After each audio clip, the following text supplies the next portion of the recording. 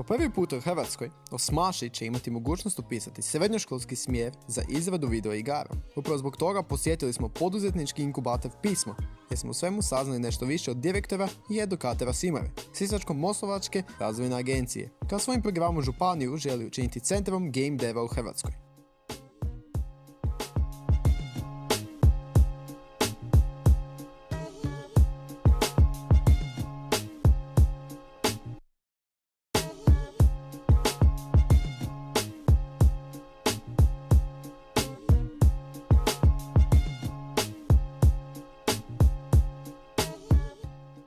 Morali smo se okrenuti nekakvim drugim industrijama, nekakvim drugim stvarima koje smo sigurni i za koje znamo da imaju veliki trend rasta, koje traže dosta ljudi, gdje su ljudi deficitarno zanimanje.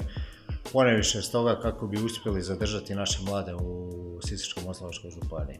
Tako da smo iz raznih natpisa, iz raznih financijskih izvješća stvarno vidjeli koliki je taj rast i kako je i Hrvatska jedna od vodećih država prema rastu u ovoj industriji. To je bio najglavniji nekakav pokretač cijelog ovog projekta. Mi smo ovaj cjelokupni projekt zamislili nekakvih 5 koraka. Ovo je jedan od tih koraka kao poduzetnički inkubator.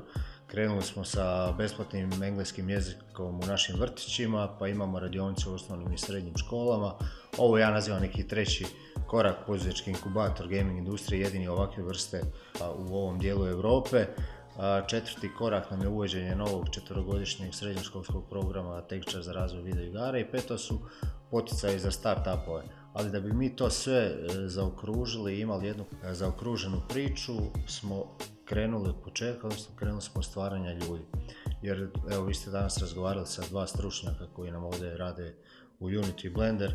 Prvenstveno takve ljude nije jednostavno naći jer ih nema na tržištu, jer je njihova cijena tolika da županija i naše plaće ne zadovoljavaju njih, jer oni mogu naći danas posao bez problema za nekoliko tisuća eura. Tako da nam je to bilo prva stvar. Kad smo riješili stručnjake da nam predam, smo krenuli u cijeli taj projekt sa radionicama i upravo iz te baze ljudi koji nam iz cijele Hrvatske dolaze, imamo tu ljude iz Šibenika, iz Đakova, iz Varaždina, iz Zagreba, iz Siska, iz cijele Hrvatske, koji dolaze tu na ovu intenzivnu edukaciju i ako dođu kao tabule rasa, oni izlaze kao, neću reći sad vrhunski stručnjaci, ali zamislite da ste vi imali jedan predmet na fakultetu koji radite 5 dana u tjednu, 8 sati dnevno, postali bi stvarno stručnjak u tih 6 mjeseci. Tako i mi ovdje forsiramo intenzivno ta dva dijela, programiranje i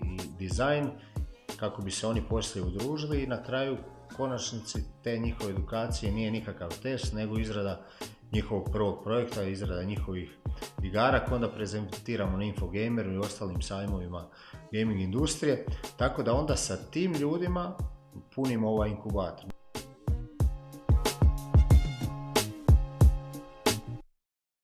Edukacije traju svaki dan od 8 do 4 sata. Mi trenutno vršimo edukaciju za Unity, znači za programiranje i level design. Evo trenutno dečko na ploči testira level design. Bilo tko može doći, samo je jako bitno da se trudi, znači da je želja ogromna, a ako nema želje, džabe. O čem god da se radi, nepotrebno je ako nema se želje.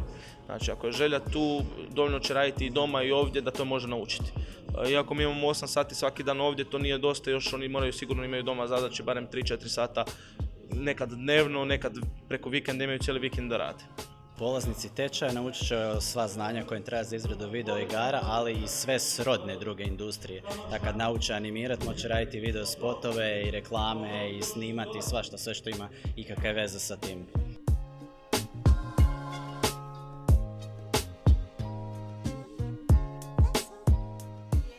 Mi smo tu aktivnost krenuli prije nekoliko mjeseci. Prva grupa je završila, uspješno je završila, krenulo je 80, uspješno završilo 46, od njih 46, 14 je otvorilo svoje tvrtke. U biti 20.000 eura oni dobiju kad završi s edukacijom i otvore obrt, DO, JDO, bilo što i dođu u naš inkubator. Znači dajemo im nekakav početni poticaj da oni zažive i dođu u naš inkubator. Tako da je to jedna ukomponirana cjelina i jedan dio bez drugog bi teško funkcionirao.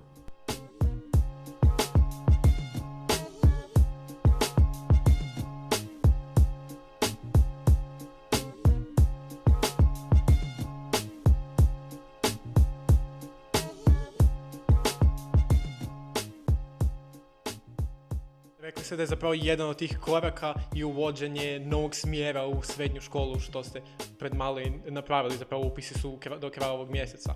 Kakva je zapravo sad reakcija na to? Vidjeli smo da puno medija su to popratili. Javljaju li se već klinci i šta ljudi kažu na takvu ideju, mislim da je to puno ljudi zapravo strano?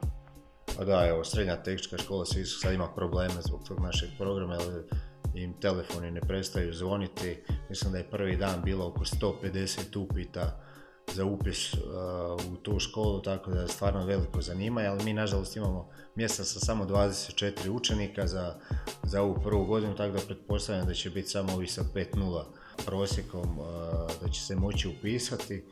A iduće godine naravno još toliko. Mi imamo u planu i ovdje u Novskoj otvoriti još prvi razred iduće godine.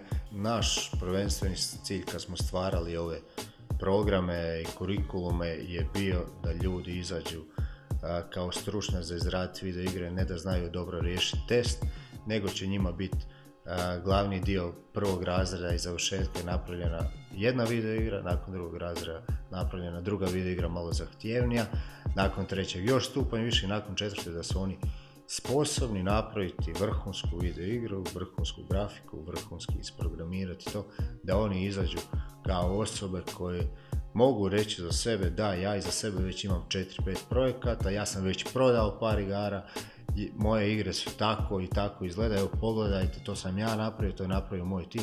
Tu neće biti uopće važno pokazati kojim ste prosjekom završili tu školu, nego ćete pokazati gotov proizvod.